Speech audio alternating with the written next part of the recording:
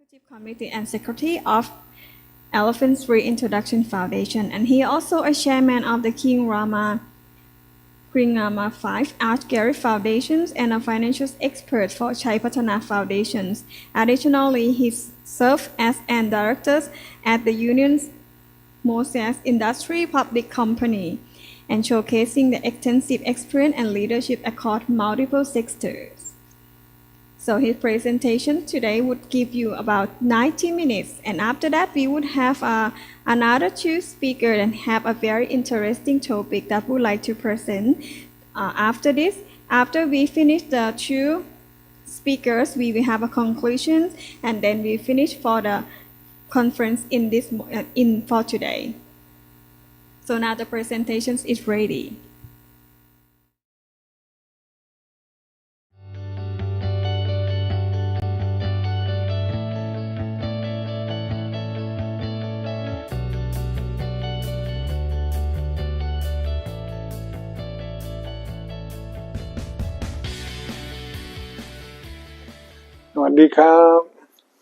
Good afternoon,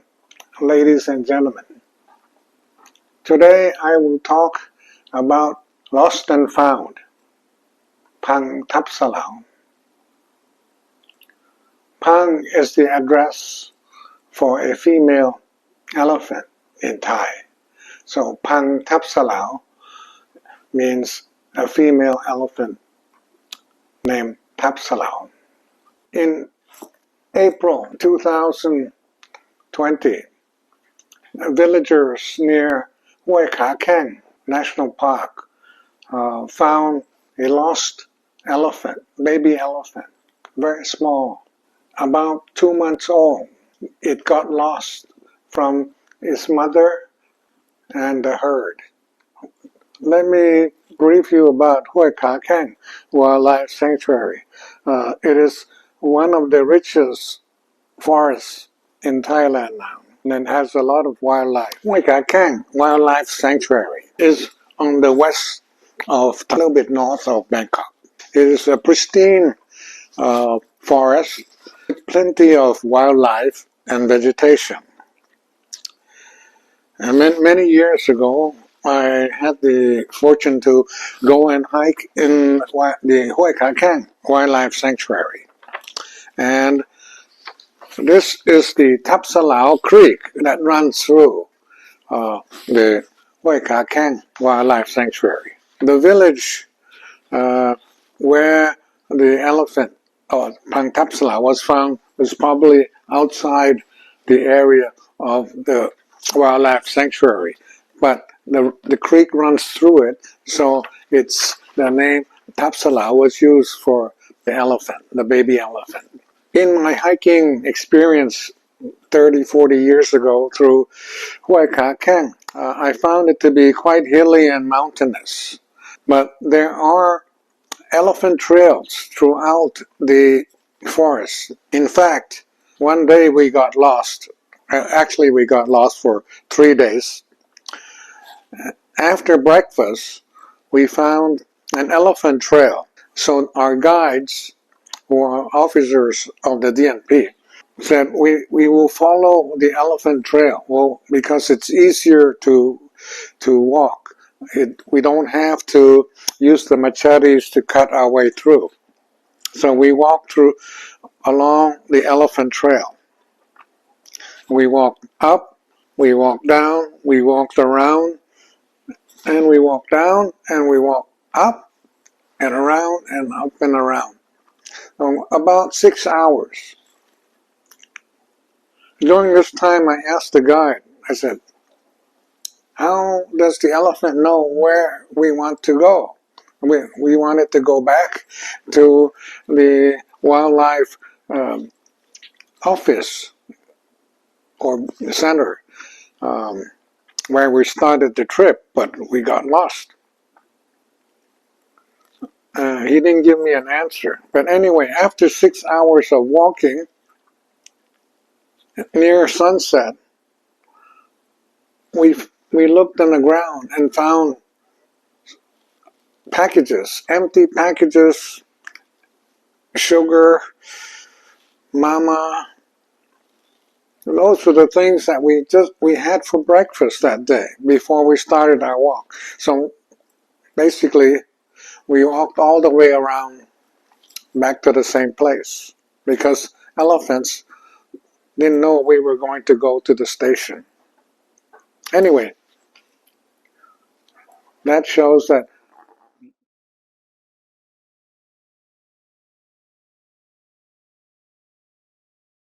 there are elephants there. In fact, we ran into one. There are gating or gars and buffaloes, red buffaloes, monkeys, plenty of wildlife. The DNP staff was called by the villagers to about Tab-salao, this baby elephant that was lost from the herd. The DNP staff brought the elephant to the Hui Ka Keng Wildlife Domestic Station. There they proceeded to check her condition. It's estimated that she's about 2 months old, weighing about 90 to 100 kilos, and with a small wound on the left foot. Other than that, she was quite healthy. It was decided to try to have the herd come and get her back. It was surmised that perhaps she could not follow her mother or herd because of this injury in the right foot. So they quickly tried to heal the injury. After that, they built a small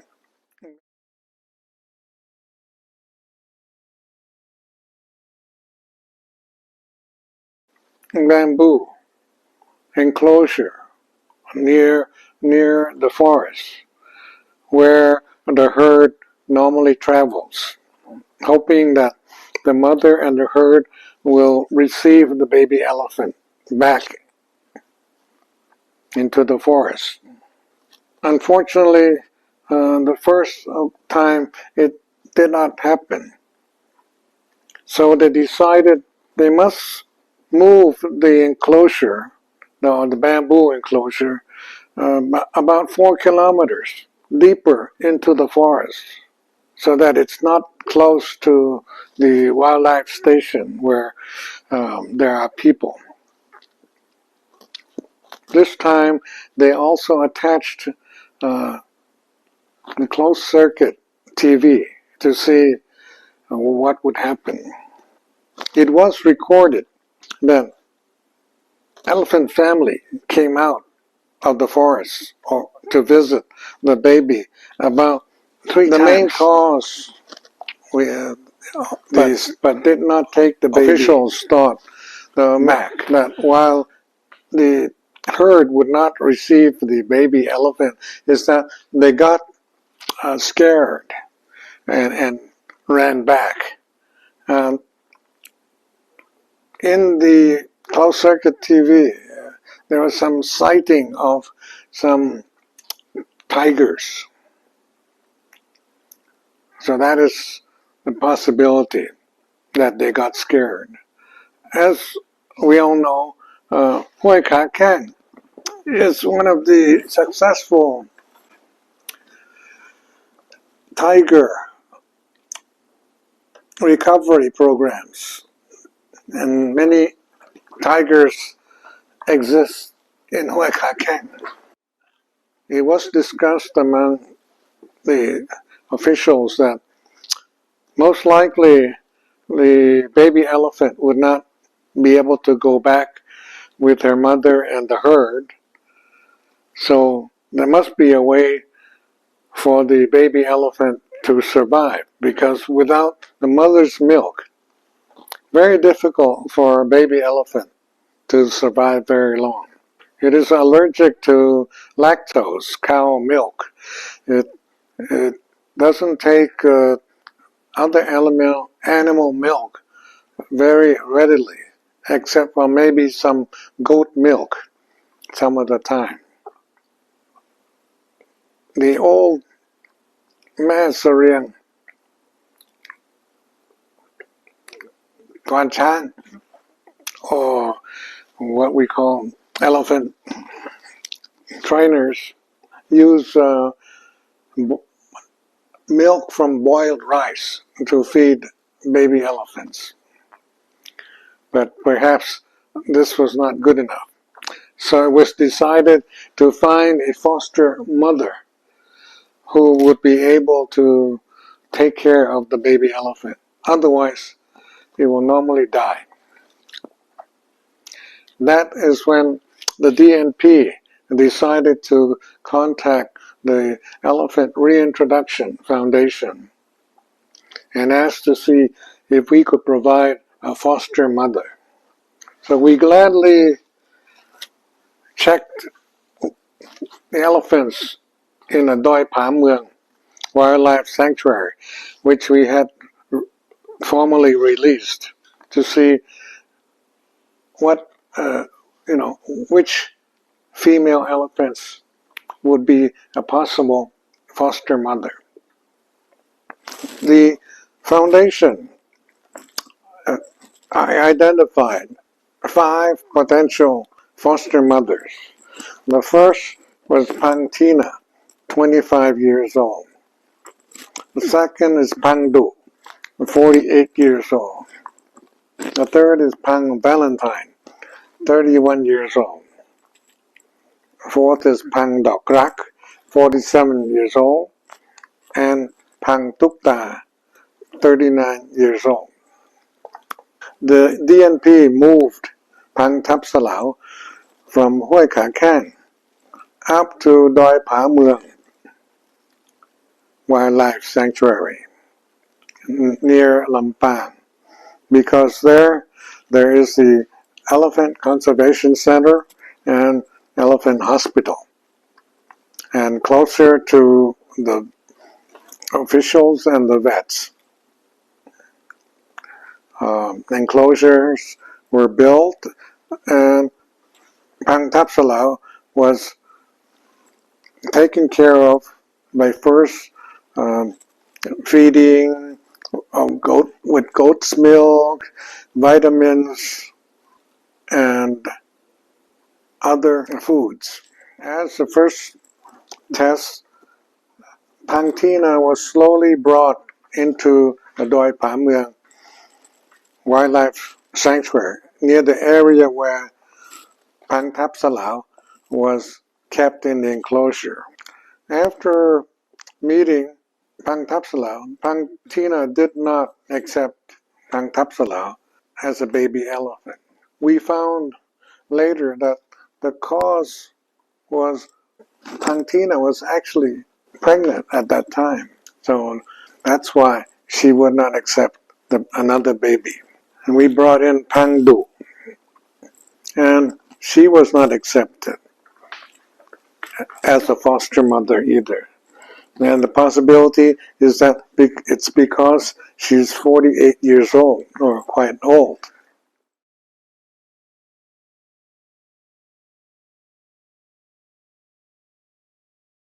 So we brought in Pang Valentine and Pang Dok Rak together as a foster mother and a foster aunt. And they quickly bonded, all 3 of them bonded. We found out that the reason this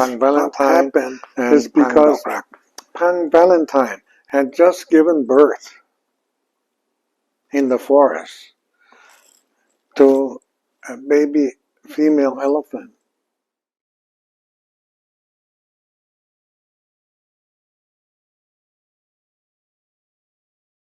which shortly died because it was totally underweight. So maybe she needed another daughter to take care of, and that's why she quickly accepted Pang Tab-salao. The first step that we took was in healthcare and management. First, we quarantined all of them. We screened them for disease. We provided Pang Tab-salao with nutritional support, more milk replacement and supplements, and we started roughage by feeding the baby elephant with the foster mother's feces to provide enzymes and bacteria to digest grasses and leaves. Then we decreased the amount and frequency of the milk fed based on the age of the baby elephant compared to in nature. And we monitored the growth rate of the baby elephant every week. That is the health care and management that we undertook in the beginning. The next step is to look at the social behavior of the baby elephant. We provide the stepmother or foster mother that had previously given birth to a baby to see her social behavior. Pang Valentine was calm, not aggressive, and liked to be with the baby elephant. Pang Valentine was also screened for disease and also given stimulant drugs with domperidone to stimulate the supply of milk. We also observe the bonding period between the calf and the foster mother. We noticed that they remained and stayed close with each other, smelling, touching, and basically bonding together. And we allowed them to spend time together in the forest close by. This is all in preparation for their release back into the forest. The release process. After a period of almost 2 years living together, and the length of time was caused actually by the COVID epidemic, which prevented us from releasing them faster. Anyway, we used the soft release method. We kept the elephants in a pen in the forest, carefully observed and taken care of by the staff. A GPS collar was put on Pang Dok Lak, the foster aunt, to track the trio. After that, we let them walk back into the remote areas of the forest and followed them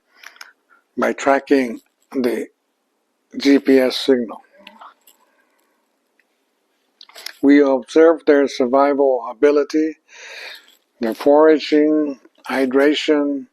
and other living conditions. We observed how they socialized with other elephants. It can be seen that slowly this small group of 3 elephants grew to 5 elephants as other elephants that we had released in Doi Pa Mueang joined this group.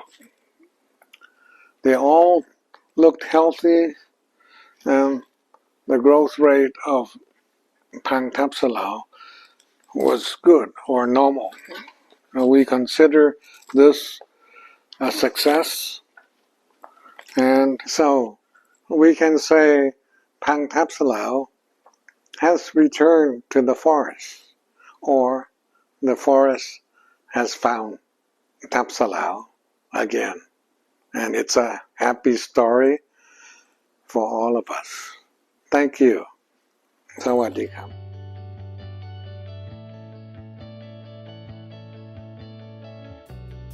So even the speaker is not here, but his presentation is very interesting. And last night, if you watched the news that one baby lost, why elephants also can back to reunion with their herd again. And next we have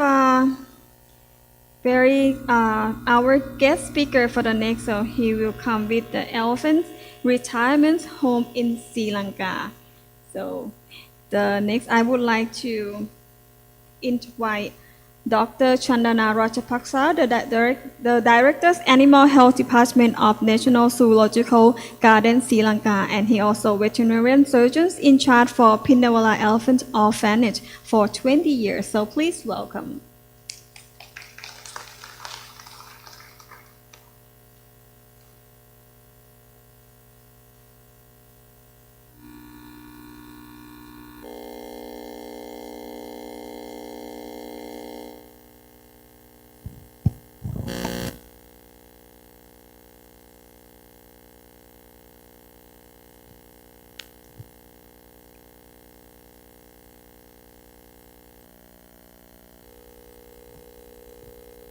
Good evening, everybody.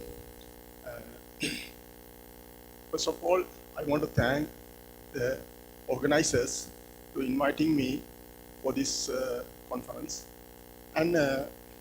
today, my topic is elephant retirement in captivity. So, I'm from Sri Lanka. It is a small country in the world, you can see, and it is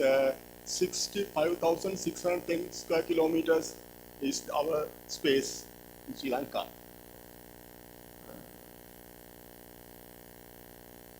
So we have around between 5,000 and 6,000 wild elephants in Sri Lanka and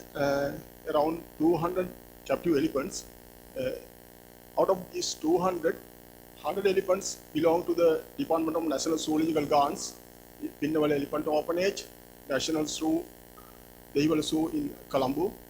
and Safari Park in down south. And the other 100 elephants are with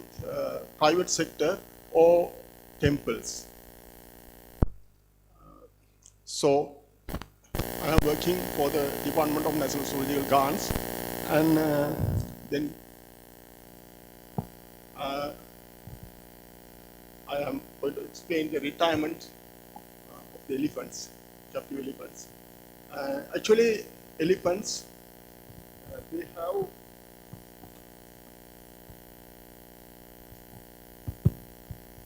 the elephants in their lifespan, they have different stages. Younger elephants, elephant cows, sub-adults, adults, and senior adults. The last stage is senior adults, over 40 elephants. In this stage, the last part of this stage, they have to rest for their life. This resting period is called elephant retirement. So this is a simple introduction. And what is the retirement age for elephants? In India, we know that Kerala, the retirement age is 65 years. In Mysore, it is 60 years. Tamil Nadu is 60 years. And Assam, yesterday I learned from Dr. Sharma, it is around 65 years. In Myanmar, it is 60 years. I don't know, I'm correct. Yeah. So, however, Sri Lanka, there is no exact retirement age, but we use the biological retirement age.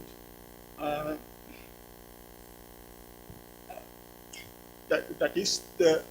age that the elephants are reaching their longevity. The age. It is also all up these 60-65 years. So this female is known as Kumari. He retired at 59 years and spending her retirement at Pinnawala Elephant Orphanage. And he is Raja. He retired at 65 years and already passed away. And he is Neela, spending his retirement in Pinnaval Elephant Orphanage, and he retired at his 60 years age. And Chenell and John said that declining in health, reproduction, and survival in wild elephants can be observed in wild populations. Actually, the same thing we can observe in captive populations, declining in health and reproduction and survival. This declining stage with the age is known as the retirement, biological retirement. So we need pay more attention on this stage on elephants. This is normally 60 to 65 years in males, but females little bit lower.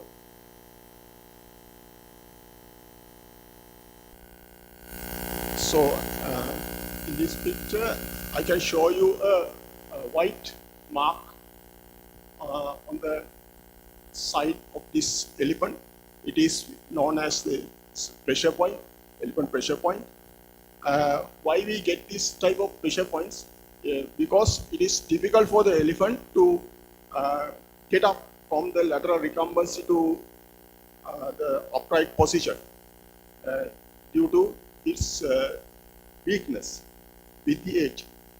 When we show this type of marks on the elephants, we have to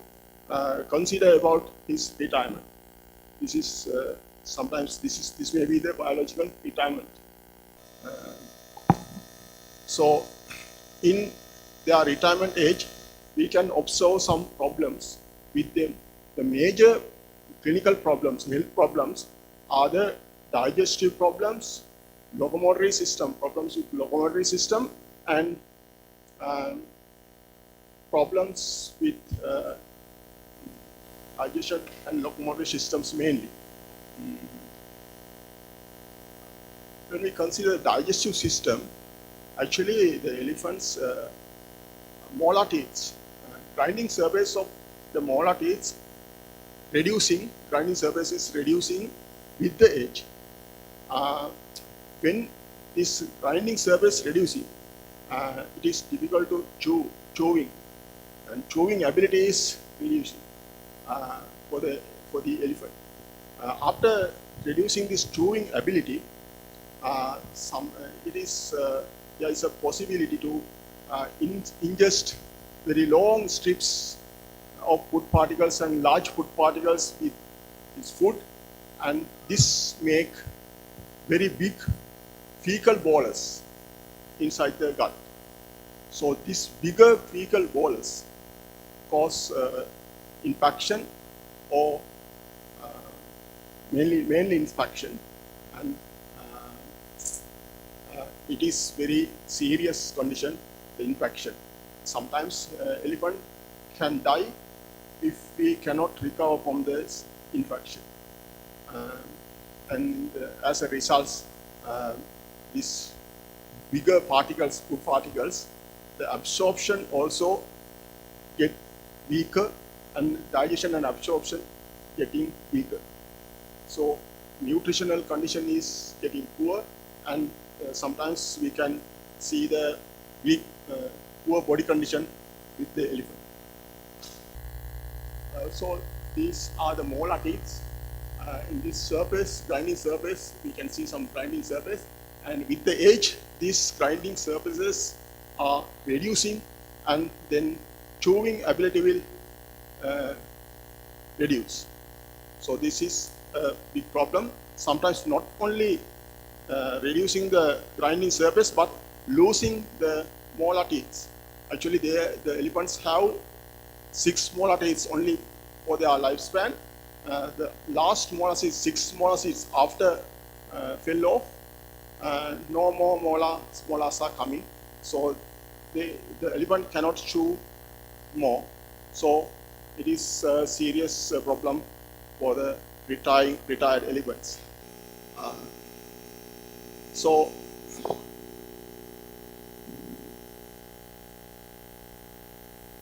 weaker gut movements. Then locomotory systems actually due to prolonged standing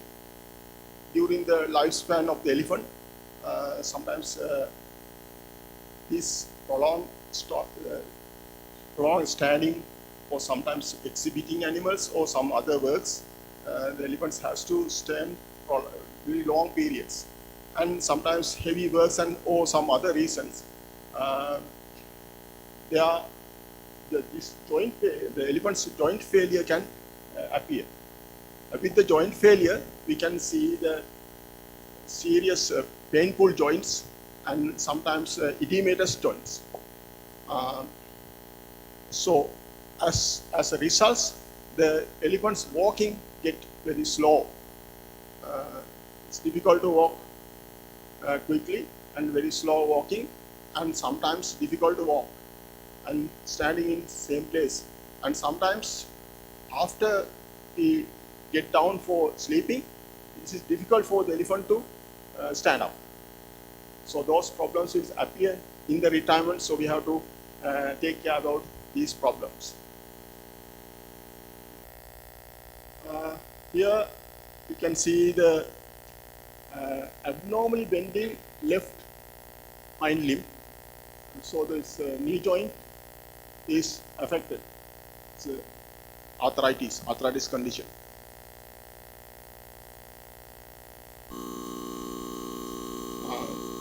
Other common problem is pododermatitis. Actually, this is also related with this disability to chewing well. Nutrition condition is get down. Because of this poor nutrition, their immunity will drop. Due to the low immunity, very easily some agents like bacteria, virus or fungus can easily invade the food. Some small wounds can invade these bacterial or viral fungal agents, cause pododermatitis. And less walking also results pododermatitis, and sometimes the place he's staying, wet surface or sometimes dirty surface, aggravate pododermatitis. So these conditions aggravate pododermatitis. So we have to careful about the pododermatitis on the retirement age. Actually, when we notice these conditions, pododermatitis, infarction, and those problems, so we have to consider about the elephant's retirement age, so we can understand that the elephant is in retirement age. So this is examples of some pododermatitis. The left side is vegetative pododermatitis and right side is normal bacterial infections, pododermatitis. So how we manage the retirement, elephant's retirement in best way? Actually, regular veterinary inspection is essential, and documentation for the elephants. So we actually, if the veterinarian can inspect the elephant daily, it is very good for the retired elephant. And it is necessary to separate the elephant from their original herd and introduce the elephant into the retirement herd is essential. Otherwise, the more stronger elephants in the herd can attack the older, weaker elephant. So it is necessary to separate the elephant immediately. Otherwise, even elephant can die by attacking by other elephants.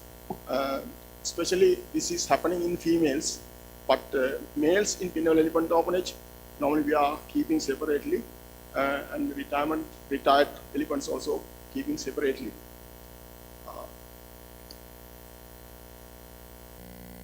So this is the retirement herd,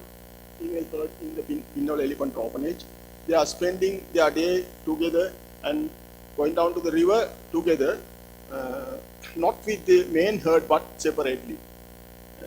That is safer for their lives and their happiness. Actually, when get reduced chewing efficacy, how we manage it? If reduced chewing efficacy or slough of molar teeth, we have to manage with soft food materials like fruits or concentrated diets and grass. Sometimes we can cut into small pieces and give them. That is easier for swallowing and digestion. And we have to supply enough drinking water for them to improve the gut motility and digestion. And some extra diets like tamarind is helpful for improve the gut movements of them to prevent the impaction. So these are the fruits we are giving, like pineapple, banana, and watermelon, and concentrated diet, that is a CIC product, and some vitamin and mineral mixtures we can add for their food to manage these conditions. When joint failure arises, we can use some NSAIDs to control the pain, such as flunixin, and we can use heat therapy with massaging, and we can apply the hydrotherapy. We can dip them in a water pool to allow them to balance their body weight in water. May helpful to control their pain in joints. And actually, mild walking for them is advisable for a day. Not very hard walking, but very mild walking. And we have to make their walking surface very smoothly, sometimes with sands or grass surface.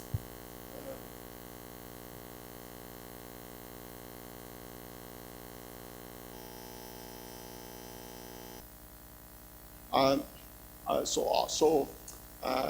when it is difficult for elephants to get up from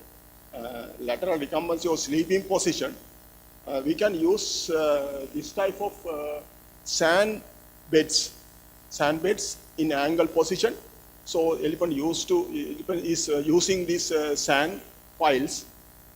for sleeping. Then easy for him to get up. And sometimes we can use some strong logs or iron bars to get support for getting up from sleeping position. If the elephant is difficult to stand up, keep the stand-up position, so we can use this type of iron bars or logs for them to use support to keep their stand position. So this is how we manage these arthritis conditions.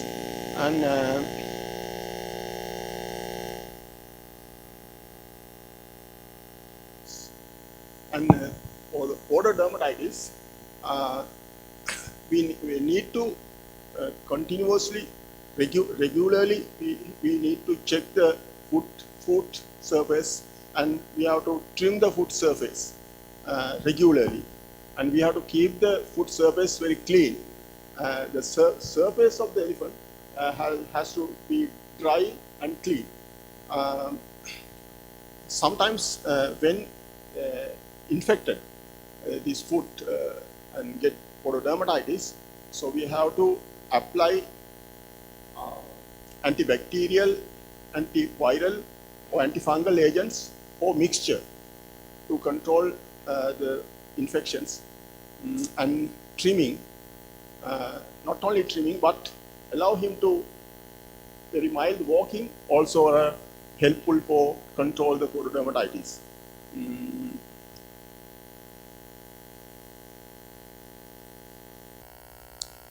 So this is regular trimming of footpaths is helpful to control photodermatitis in this age.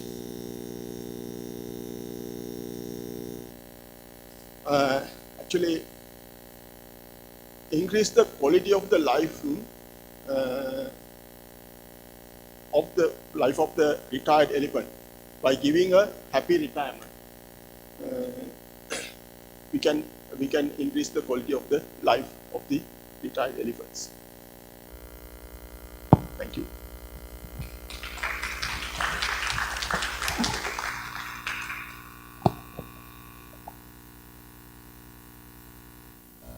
Thank you so much for Dr. Chandana Rajapaksa. So Pinawala is another one place that all the elephant people that would like to visit, and it also have known as well for orphanage elephants. And the last our guest speaker for today, all of you might familiar with her. So she is the Vice Director of the Center of Elephants and Wildlife Health at the Faculty of Veterinary Medicine, Chiang Mai University, and her research interests are centered on elephants and wildlife medicine, as well as elephant management and welfare. So our last speaker for today, so please welcome Assistant Professor Dr. Pakhanut Bansit.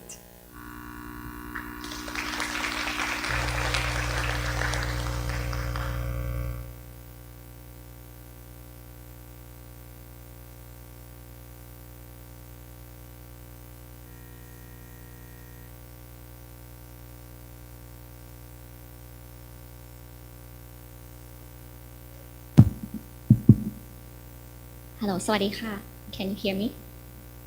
Okay. Good afternoon, everyone. Today, I want to share with you a research project that we conducted at our center, Center of Elephant and Wildlife Health, Chiang Mai University Animal Hospital, and we created an elephant welfare assessment tool specifically for elephants in tourist camps. This project actually was led by Dr. Raman Gimire, a guy in this picture, who is one of my master's students. He is a veterinarian from Nepal. And in this presentation, I will explain the process we followed to develop this tool.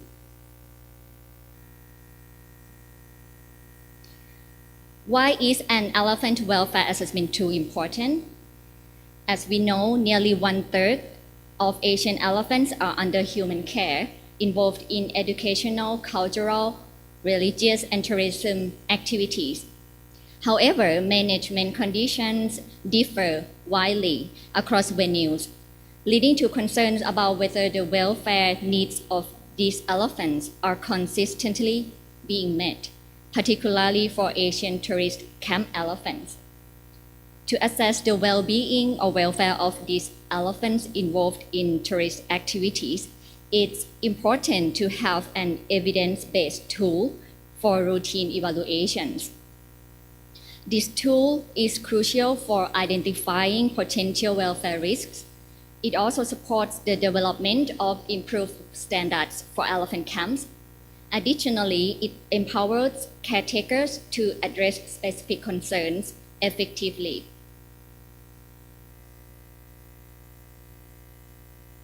Actually, there are numerous animal welfare assessment tools available globally. While many of these tools are used for general animal welfare evaluations, some are specifically designed for particular species, including elephants.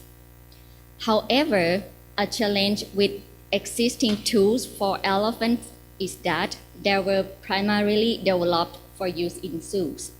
which may not be entirely applicable to non-zoological settings, such as in tourism. None of these tools have been specifically designed to assess the unique environments and management practices of elephants living and working in tourism. So, our goal was to develop a practical, reliable, valid, and cost-effective welfare assessment tool for tourist camp elephants in Asia. This figure outlines the steps we follow to develop the tool. We began by selecting a welfare assessment framework. Next, we identified and selected appropriate welfare measures. We then developed a scoring system. Follow that, we followed on validating the tool and ensuring its reliability. Finally, we completed the development of the tool, which we have named the Elephant Welfare Assessment Tool, or EWAT. We selected the 5 domains model as our assessment framework and modified it to include only 4 main domains, which are nutrition, environment, health, and behavioral and mental state. For identification of welfare measures, a review of scientific literature was conducted to identify relevant elephant welfare measures, utilizing PubMed and Google Scholar databases. We also reviewed guidelines and standards for elephant tourist camps, such as APTA Animal Welfare Guidelines and the uses of captive elephants in Malaysia, to help define criteria related primarily to resource-based measures. The identified measures were then presented to 46 participants during a welfare discussion session at the National Elephant Conference held here last year to gather their opinions. Following the literature review and open discussion of the 2 criteria, a total of 39 measures were chosen, which comprised of 18 animal-based and 21 resource-based measures across the 4 domains. 5 measures in nutrition domain, 14 measures in environment domain, 10 measures for health domain, and 10 measures for behavioral and mental state domain. Here are all the measures. Animal-based measures are shown in blue color, and resource-based measures are shown in orange. For the nutrition domain, the measures include feed variety, frequency and freshness, water frequency and quality. For environment domain, the measures are chain length or enclosure space, shade, hygiene, noise, substrate, access to social interaction, enrichment, access to bathing, restriction time, access to foraging, use of hook or angus, opportunity to mate, the duration of the Mahout-elephant working relationship, and the last one, Mahout job satisfaction. For the health domain, the measures are body condition, nail and wound scores, eye and skin conditions, health care, exercise hours, walking pattern, urine, feces quality, and mucous membrane condition. And the last one, for the behavior and mental state domain, the measures include foraging behavior, sleep behavior, interaction between elephant and elephant or conspecifics, and interaction between Mahout and elephant, interaction between tourist and elephant general state, stereotypic behaviors or abnormal repetitive behaviors, and the last one is the comfort or self-maintenance behaviors.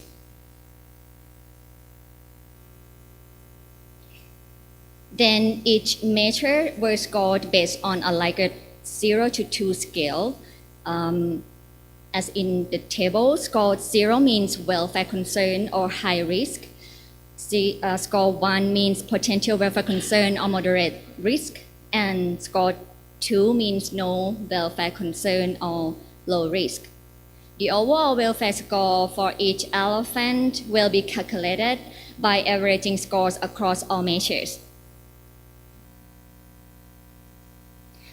Let me provide some examples of the scoring system. For feed frequency, we asked the Mahout how many times the elephant was fed. An elephant fed 1 to 2 times a day receives a score of 0.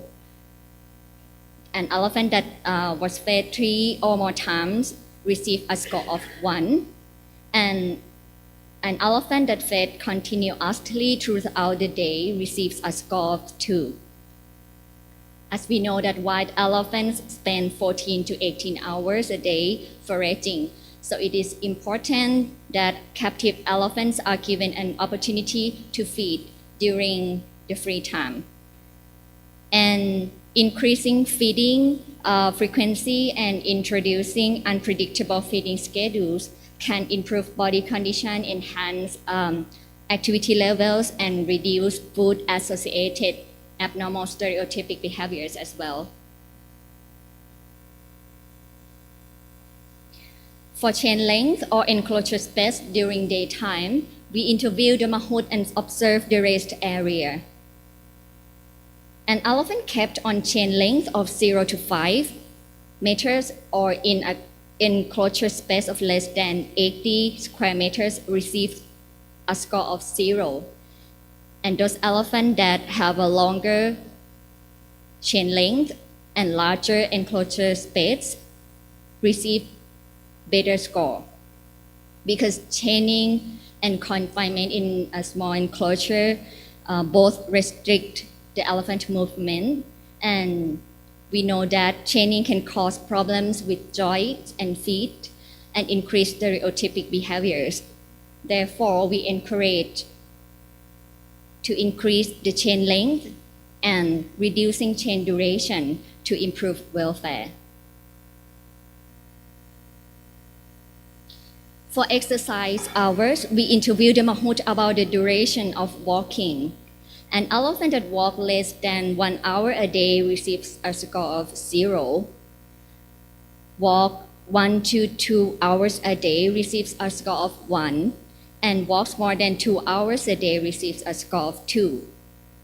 Previous studies have shown that have shown a strong association between hours of walk and body condition score, and that increased exercise can reduce the risk of obesity. For mammut-elephant interaction, we interview the mammut and observe their interactions. An elephant that displays aggression towards or fear of its mammut receives a score of 0. An elephant that shows less interest or avoids interacting with its mammut receives a score of 1. And the elephant that shows playful, relaxed, interested in being around its mammut receives a score of 2. And studies in zoos settings have shown that positive keeper and elephant relationships are beneficial for both of them. To further refine the tool and add a statistical dimension to the validation process, we selected 6 experts to evaluate content validity and create a content validity index or CVI. A draft tool was distributed to each expert with instructions to rate the relevance of each measure to the measured domains using a 4-point ordinal scale ranging from 1 or not relevant to 4 or very relevant. The results show that the CVI index was high, indicating a satisfactory level of content validity. However, measures such as the opportunity to mate, the duration of the mammut-elephant working relationship, and the mammut job satisfaction receive lower CVI scores, suggesting some disagreement among the experts regarding their relevance. So we remove all those 3 measures.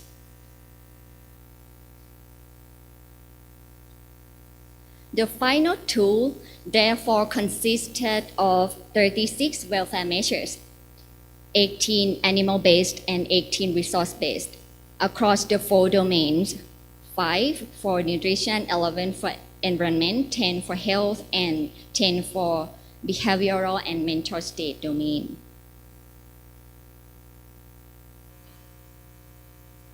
We then applied the tool in the field in many camps. A sampling form was used to record data from interviews with mahouts, camp owners or veterinarians, direct observation of elephants, and camp resources, and physical examinations.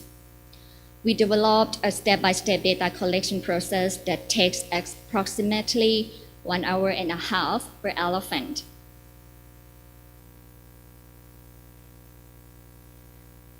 Then we did a reliability testing. We did at 2 elephant camps in Chiang Mai, Thailand. Intra-class correlation coefficients or ICC analysis was used to assess reliability. Inter-rater reliability was calculated for 10 elephants, rated by 3 veterinarians. The ICC was quite high, indicating good reliability of the tool. Then retest reliability was done based on 2 evaluations of a second set of 10 elephants, 7 days apart, by single veterinarian. And the ICC for this testing was also high, demonstrating good reliability as well.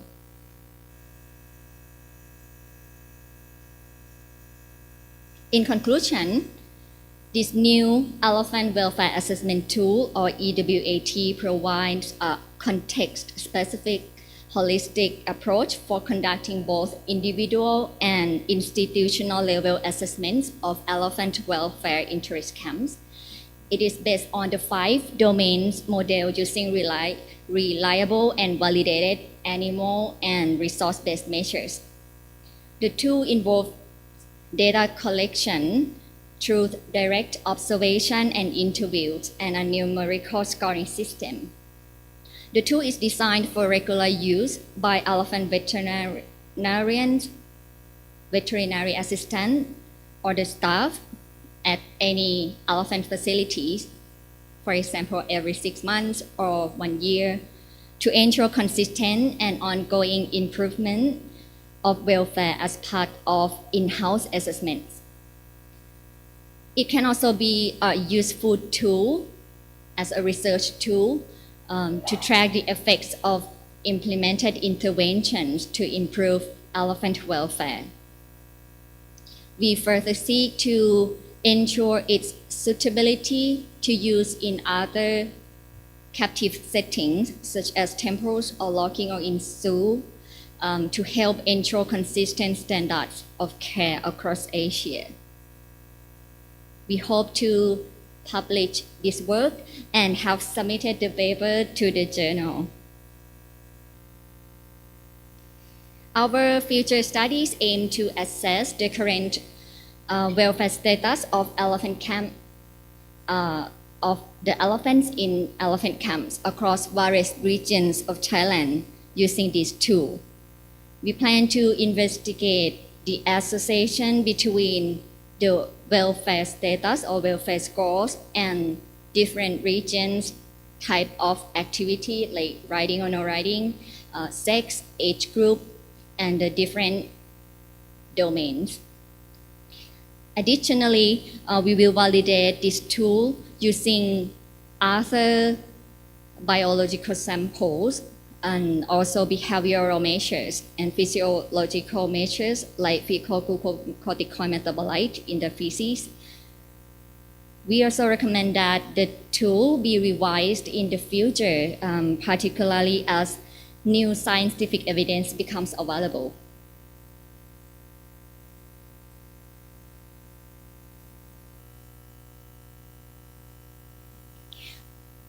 Finally, we would like to acknowledge the National Research Council of Thailand for their funding, the Faculty of Veterinary Medicine, Chiang Mai University, and our center for their support, the National Institution of Elephant Research and Health Service for providing elephant population data. And lastly, I would like to express my appreciation to all the owners, managers, mahouts, and staff at elephant camps for their participation and support. And thank you for the advisors of this project, Professor of Practice Chachotitaram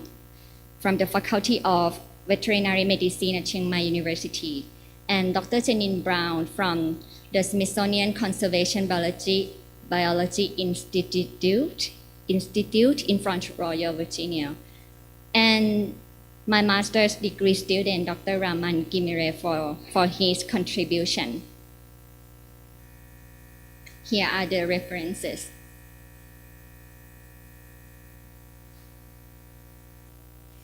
Thank you very much for your kind attentions.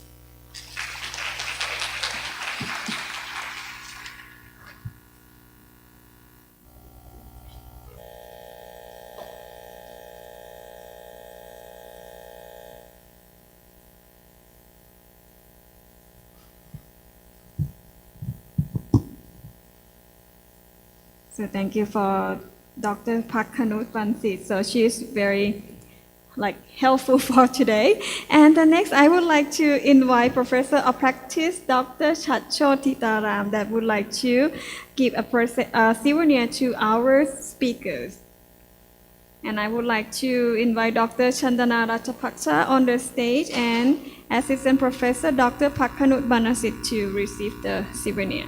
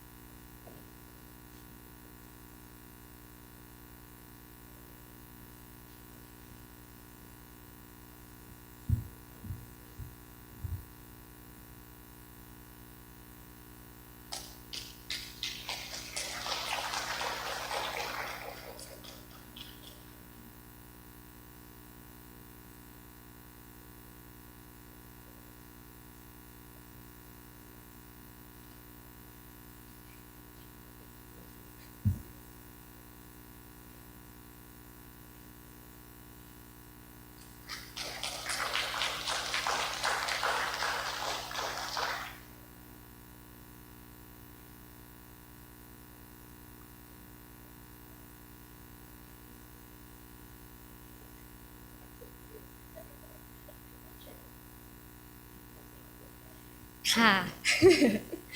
ขอเปลี่ยนมาทำหน้าที่ผู้สรุปอีกครั้งนะคะ ในเรื่องของพังทับเสลานะคะความสำเร็จในการปล่อยช้างคืนสู่ธรรมชาตินะคะเราก็ได้รับเกียรติจากคุณศิวพรทันทรานนท์นะคะที่มาเล่าถึงประสบการณ์ในการช่วยเหลือช้างเชือกนี้ให้พวกเราฟังนะคะก็ขออนุญาตสรุปสั้นๆนะคะก็คือพังทับเสลาเนี่ยเป็น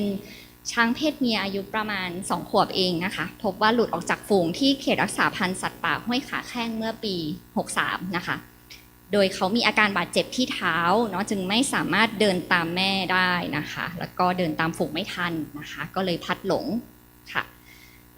เขาก็ได้รับการสังเกตอย่างใกล้ชิดแล้วก็ได้รับความช่วยเหลือนะคะจากเจ้าหน้าที่ของกรมอุทยานแห่งชาติสัตว์ป่าและพันธุ์พืชนะคะ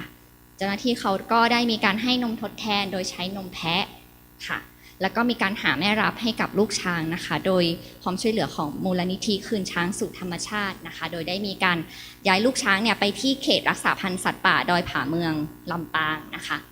ก็มีการให้นมทดแทนต่อเนื่องนะคะมีการให้วิตามินเสริมมีการกักโรคตรวจคัดกรองโรคแล้วก็ให้กินอุจจาระของแม่ช้างนะคะเพื่อเพิ่มจุลินทรีย์ในทางเดินอาหารของลูกช้างค่ะก็ได้รับการยอมรับนะคะโดยแม่รับนะคะเขาก็เลี้ยงดูเป็นอย่างดีเป็นระยะเวลาถึง2 ปีด้วยกันนะคะจึงได้มีการตัดสินใจที่จะปล่อยคืนสู่ธรรมชาตินะคะเนื่องจากลูกช้างเขาก็มีสภาพร่างกายที่แข็งแรงแล้วนะคะโดยวิธีการก็คือเป็นแบบค่อยเป็นค่อยไปนะคะ soft release มีการสำรวจแล้วก็ติดตามอยู่ห่างๆนะคะโดยเจ้าหน้าที่แล้วก็สุดท้ายเขาก็สามารถรวมฝูงกับช้างโตเต็มวัยอีก3 เชือกได้สำเร็จนะคะก็สุดท้ายก็คือสามารถสรุปได้ว่าลูกช้างป่าพลัดหลงนะคะก็สามารถที่จะนำกลับคืนสู่ธรรมชาติได้นะคะเขาสามารถกลับไปใช้ชีวิตตามธรรมชาติในป่าได้นะคะโดยอาศัยความช่วยเหลือของมนุษย์ของคนไทยด้วยกันนี่แหละนะคะก็เป็นประสบการณ์เป็นตัวอย่างที่ดีมากๆอันนึงที่เราได้เห็นกันนะคะหัวข้อต่อไปนะคะของ ดร.จันทนาราชปักษานะคะท่านได้พูดถึงการเกษียณอายุของช้างเลี้ยงค่ะก็อายุเกษียณโดยเฉลี่ยนะคะก็จะอยู่ที่60 ถึง 65 ปีค่ะโดยลักษณะของช้างเกษียณนี้ก็จะมีสุขภาพที่ทรุดโทรมลงนะคะมีความสมบูรณ์พันธุ์ที่ลดลงนะคะปัญหาสุขภาพที่มักพบในช้างวัยเกษียณก็จะมีปัญหาระบบทางเดินอาหารระบบการเคลื่อนไหวระบบภาวะติดเชื้อเป็นต้นนะคะระบบทางเดินอาหารเนี่ยก็จะมีตัวอย่างเช่นมีฟันกรามที่สึกนะคะไม่สามารถบดเคี้ยวได้เนาะมีฟันหลุดนะคะเราทราบอยู่แล้วว่าช้างมีฟัน6ชุดใช่ไหมคะถ้าฟันชุดสุดท้ายหลุดไปเขาไม่มีฟันเหลือก็จะส่งผลกระทบต่อประสิทธิภาพในการบดเคี้ยวแล้วก็ดูดซึมสารอาหารนะคะทำให้เขาจะมีสภาพร่างกายที่ผอมลงค่ะระบบการเคลื่อนไหวนะคะก็จะพบปัญหาพวกปัญหาไขข้ออย่างเช่นข้อบวมปวดข้ออักเสบนะคะทำให้ช้างเดินช้าลงแล้วก็ไม่ค่อยอยากเดินหรือมีพบปัญหาลุกยากนะคะในรายที่มีอาการหนักขึ้นค่ะแล้วก็พบภาวะเท้าติดเชื้อนะคะภาวะเล็บยาวแล้วก็ปัญหาที่พื้นเท้าด้วยค่ะการจัดการช้างในวัยนี้นะคะสัตวแพทย์ก็จึงควรเข้าตรวจสอบอย่างสม่ำเสมอนะคะอาจจะมีการรวมกลุ่มของช้างเกษียณเพื่อให้มีการจัดการที่ง่ายขึ้นนะคะแล้วก็มีการปรับการจัดการอย่างเช่นด้านอาหารก็ควรจะสับอาหารให้เป็นชิ้นเล็กลงนะคะให้กินอาหารอ่อนที่บดเคี้ยวได้ง่ายให้กินมะขามเปียกนะคะอันนี้ก็เหมือนทางบ้านเราเลยนะคะให้กินผลไม้แล้วก็เสริมวิตามินนะคะในส่วนของปัญหาที่ข้อก็อาจจะให้ยาลดอักเสบแบบทาหรือแบบฉีดประคบร้อนนะคะมีการสามารถทำวารีบำบัดให้ช้างลงไปเดินในน้ำนะคะก็ดีกับภาวะปัญหาของข้อนะคะให้เดินออกกำลังกายเป็นต้นนะคะแล้วก็สามารถให้นอนบนพื้นทรายแทนพื้นปูนที่แข็งนะคะอาจจะดีไซน์ให้มีที่ให้ช้างใช้งวงหรือใช้ขาค้ำยันตัวเองนะคะแล้วก็มีวัสดุที่ช่วยประคองน้ำหนักของช้างนะคะส่วนปัญหาที่เท้านะคะก็สามารถจัดการได้โดยการทำความสะอาดพื้นเสริมภูมิคุ้มกันให้กับช้างนะคะทำความสะอาดเท้าตัดแต่งเล็บให้เขาอย่างสม่ำเสมอแล้วก็พาเดินออกกำลังกายค่ะทั้งหมดนั้นก็เพื่อที่จะเพิ่มคุณภาพชีวิตของช้างในวัยเกษียณค่ะและสุดท้ายของตัวเองนะคะเรื่องของเครื่องมือประเมินสวัสดิภาพช้างนะคะที่เราได้พัฒนาขึ้นนะคะก็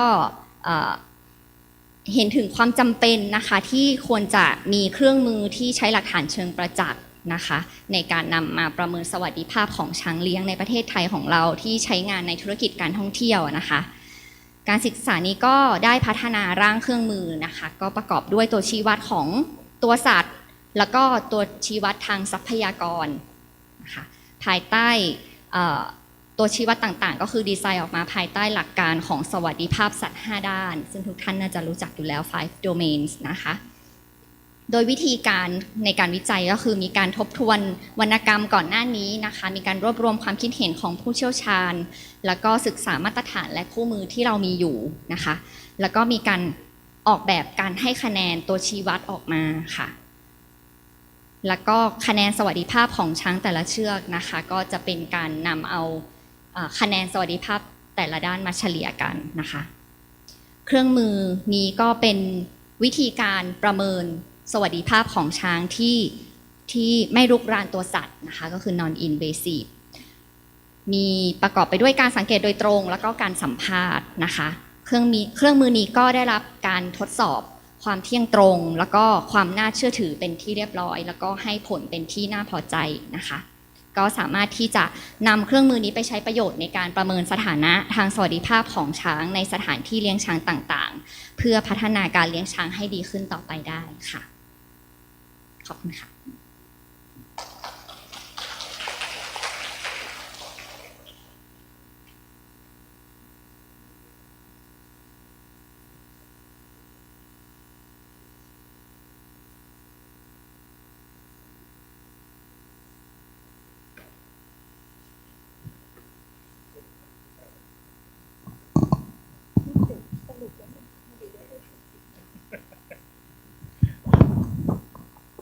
Okay, for today is finished,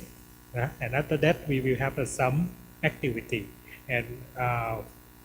for any people that stay in this room, I am so happy and thank you so much for attend the conference today. Thank you so much for our friend from our country, Sri Lanka, India, Myanmar, Laos, and Japan, and USA. Thank you so much for today. Okay, I will switch to Thai. นะครับเดี๋ยววันนี้สรุปเนาะของงานเราในวันที่1นะครับก็ผ่านรุ่วๆไปด้วยดีนะครับในช่วงเมื่อเช้าเราพูดถึงในเรื่องของ cultural นะครับในเรื่องของวัฒนธรรมจากทั้ง5ประเทศเนาะอย่างที่เราพูดกันนะการที่เราจะไปพูดเรื่องของวัฒนธรรมเพศใดเพศหนึ่งดีกว่ากันหรือไม่ดีกว่ากันนั้นมันคงเป็นเรื่องยากแต่วันนี้เรามีโอกาสที่จะเรียนรู้กันและกันในเรื่องของวัฒนธรรมในแต่ละประเทศนะครับเริ่มจากการดร.อโศกาพูดในเรื่องของศรีลังกาคุณวิไลพันธ์พูดในส่วนของประเทศไทยนะครับและต่อด้วยทางของเมียนมาอินเดียรวมไปถึงลาวนะครับที่จริงเราต้องการจะเชิญหลายประเทศมาแต่ด้วยเวลาและงบประมาณนะครับมันก็เลยได้ในส่วนของพาร์ทเนอร์เราที่อยู่ในละแวกนี้เข้ามานะครับแต่อย่างน้อยในวันนี้เราได้เรียนรู้กันและกันในเรื่องของวัฒนธรรมแต่ละประเทศก็มีส่วนของวัฒนธรรมของตัวเองและแต่ละประเทศก็พยายามที่จะทำในสิ่งที่ให้ยังมีการคงอยู่ของวัฒนธรรมประกอบกับหลักการสมัยใหม่ในกรณีของช้างเลี้ยงนะครับไม่ว่าจะเป็นเรื่องของ welfare ในเรื่องของ culture ไม่ว่าเรื่องของวิถีชีวิตรูปแบบของประเพณีจารีตอะไรต่างๆให้คงอยู่และคู่กันต่อไปนะครับในวันนี้ในส่วนหนึ่งที่เราเรียนรู้ระหว่างกันนะครับกับอีกส่วนหนึ่งเราจะมาพูดถึงความร่วมมือเนาะนะฮะในเรื่องของที่ผ่านมาแล้วและก็จะเกิดขึ้นอีกนะครับซึ่งหลายๆท่านที่ผมแอบไปฟังไปดูในส่วนของคอมเมนต์ทางออนไลน์มาเนาะเขาก็อยากบอกว่าถ้าเราสามารถ develop SPIT ในส่วนของ EU Asia Link ขึ้นมาอีกไม่ต้อง EU Asia Link ก็ได้จะเป็นความร่วมมือระหว่างประเทศ cooperation between the country for conserve the elephant or preserve the elephant in many things including the culture knowledge welfare medicine it's good for our country in the region South Asia and Southeast Asia. We have because we have like the elephant, right? Elephant land country นะครับคือมีความร่วมมือระหว่างกันนะครับมีความร่วมมือระหว่างกันเนาะในระหว่างประเทศเนี่ยก็คืออาจจะต้องมารื้อฟื้นกันเพราะตอนเนี้ยอย่างที่ธีมของงานก็คือ Elephant Conservation Without Border นะครับ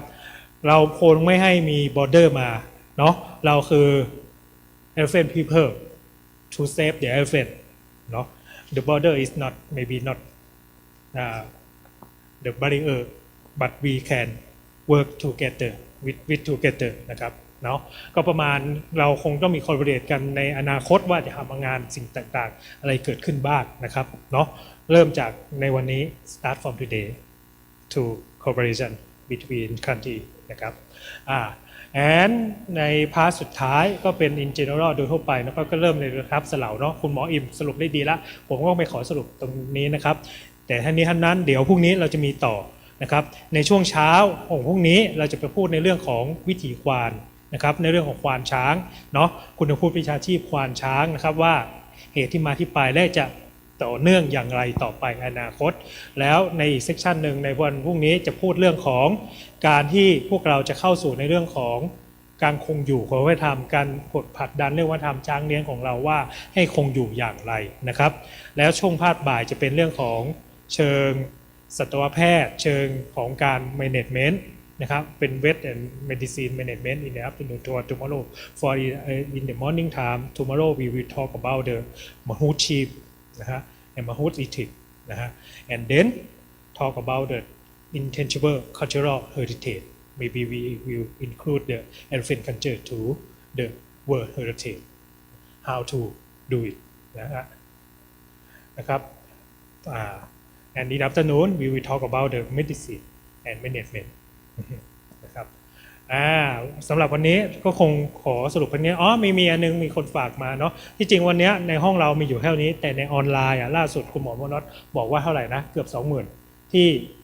ชมเราผ่านทาง Facebook Live ย้อนหลัง